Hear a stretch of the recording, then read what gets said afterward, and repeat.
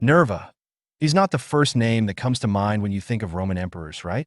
But this often overlooked leader played a pivotal role in shaping one of the empire's most prosperous eras. In just 16 months, he managed to calm the chaos, heal old wounds, and set the stage for the golden age of the five good emperors. Let's dive into how he pulled it off. Born in 30 CE in the small town of Narnia.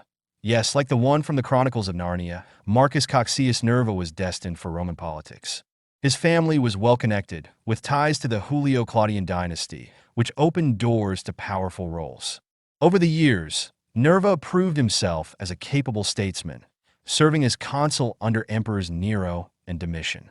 But unlike many who rose to power in Rome, Nerva played it smart. He kept a low profile, avoided controversy, and navigated the political minefields of the time. When Domitian's autocratic rule ended abruptly, thanks to an assassination in 96 CE, the Senate turned to Nerva.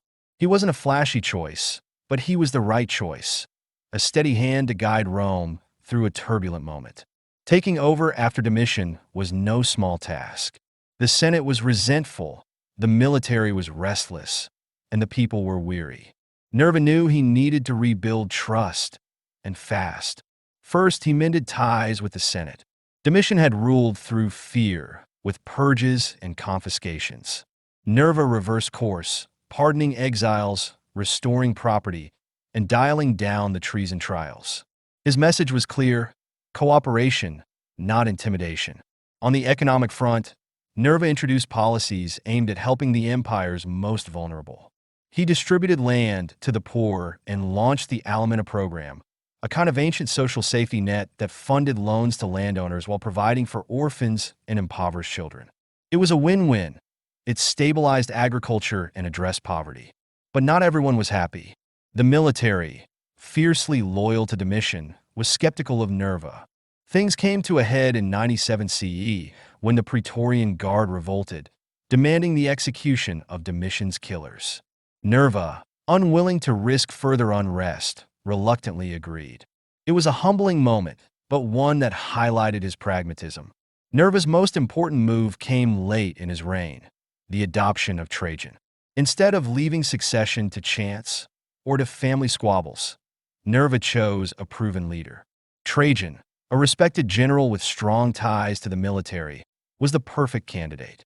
By prioritizing merit over bloodline, Nerva set a new standard for Roman leadership and ensured a smooth transition of power.